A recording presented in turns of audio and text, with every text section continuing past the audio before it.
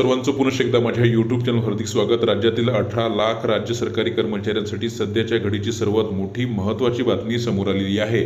ज्या मागण्यांसाठी राज्य सरकारी कर्मचारी मार्च महिन्यामध्ये डिसेंबर महिन्यामध्ये वेगवेगळ्या संपावर गेलेले होते, अखेर त्याच मागणीच्या अनुषंगानं एक अत्यंत महत्त्वाचं प्रसिद्धीपत्रक आज समोर झालेलं आहे। काय ते संपूर्ण प्रसिद्धीपत्रक आहे, कोणती ती महत्त्वाची मागणी आहे जी राज्य सरकारी कर्मचाऱ्यांसाठी अत्यंत महत्त्वाची आहे, या संदर्भातला हा संपूर्ण व्हिडिओ आहे। काय संपूर्ण व्हिडिओ आहे त्यासाठी विनंती एकच की व्हिडिओ हा शेवटपर्यंत पाहावा। तसंच याआधी जर आपण आमचं यूट्यूब चॅनल सबस्क्राईब केलं नसेल तर निश्चितच चॅनलला सबस्क्राईब करा, समोरील बेल आयकॉनला सुद्धा क्लिक करा, म्हणजे नवीन व्हिडिओचे नोटिफिकेशन आपणास नियमित मिळत राहतील। आपल्या सर्वांनाच माहीत आहे की राज्य सरकारी कर्मचारी, राज्य सरकारी निमसरकारी शिक्षक शिक्षकेतर कर्मचारी संघटना समन्वय समिती महाराष्ट्र याच्या वतीनं मार्च 2023 मध्ये 7 दिवसाचा संप आयोजित करण्यात आलेला होता।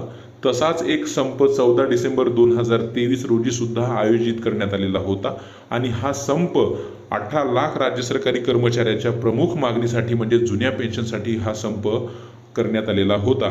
आणि त्याच संपाचे जे मुख्य निमंत्रक आहे विश्वास काटकर यांचं हे प्रसिद्धीपत्रक आपण स्क्रीनवर पाहत आहात। यामध्ये जुनी पेन्शन सर्व सरकारी कर्मचारी शिक्षकांना पूर्वलक्ष प्रभावाने मिळणार का, मुख्य सचिव पातळीवर अंतिम चर्चासत्र, जुन्या पेन्शनसाठीची कवाडे उघडू लागली त्यानुसार राज्य शासन येत्या अर्थसंकल्पीय अधिवेशनात अंतिम निर्णय घोषित करणार, अशा आशयाचं एक प्रसिद्धीपत्रक आता विश्वास काटकर यांचं समोर आलेलं आहे।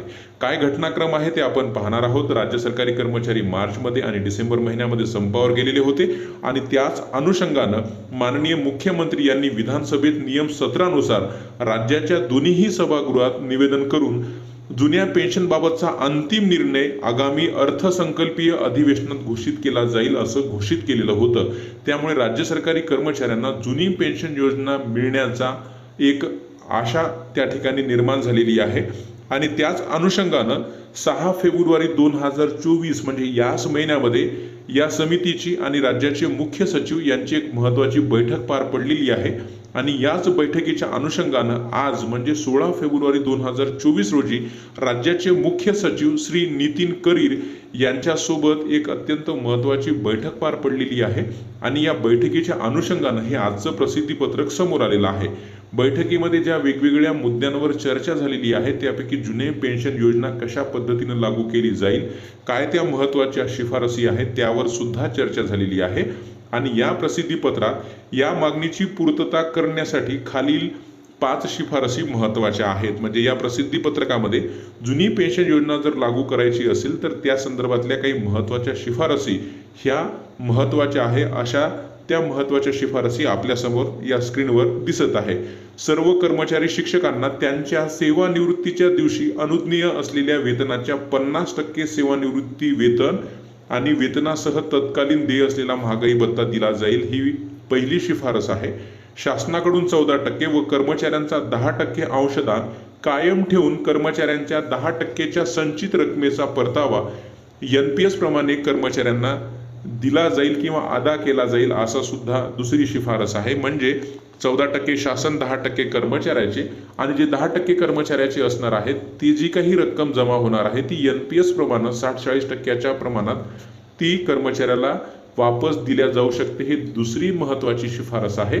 आणि GPF ची सुविधा सुरू केली जाईल, तो स्वेच्छा अधिकार कर्मचाऱ्यांचा असणार आहे। GPF ची सुविधा म्हणजे GPF प्रमाणे त्या खात्यामध्ये कर्मचारी आपली रक्कम कपात करू शकतो। त्यानंतरची चौथी महत्त्वाची शिफारस आहे परतफेडीच्या तत्वावर अंशदानाच्या संचित रकमेतून काही रक्कम देय करण्याबाबतचा विचार केला जाईल। म्हणजे जी रक्कम अंशदानाची NPS ची 10%, 14% ही कपात केली जाणार आहे, त्यातनं काही रक्कम त्या कर्मचाऱ्याला दिली गेली पाहिजे, ही सुद्धा शिफारस यामध्ये आहे, त्यावरती विचार केला जाईल असं यामध्ये नमूद आहे। तसंच सेवेत असताना जर एखाद्या कर्मचाऱ्याचा जर मृत्यू झाला असल्यास त्या कर्मचाऱ्याला मिळत असलेलं जे काही अंतिम वेतन असेल त्याच्या 60% ही पेन्शन त्या कर्मचाऱ्याला दिली जाऊ शकते किंवा कमीत कमी 10,000 रुपये कुटुंब निवृत्ती वेतन त्या कर्मचाऱ्याच्या कुटुंबाला दिलं जाऊ शकते। अशा काही 5 महत्त्वाच्या शिफारसी आहेत, त्यावरती चर्चा झालेली आहे आणि या प्रसिद्धी पत्रकाप्रमाणे किंवा जसं डिसेंबर महिन्यामध्ये माननीय मुख्यमंत्र्यांनी सांगितल्याप्रमाणे अर्थसंकल्पीय अधिवेशनामध्ये जुन्या पेन्शनचा महत्त्वाचा निर्णय निकाली लागू शकतो, परंतु त्यासाठी ह्या 5 शिफारसी महत्त्वाच्या ठरणार आहे असं आपल्याला या प्रसिद्धी पत्रकावरनं म्हणता येणार आहे. रोज नवीन असेच महत्त्वपूर्ण निर्णय बातम्यांसाठी चॅनलला सबस्क्राईब करा. धन्यवाद.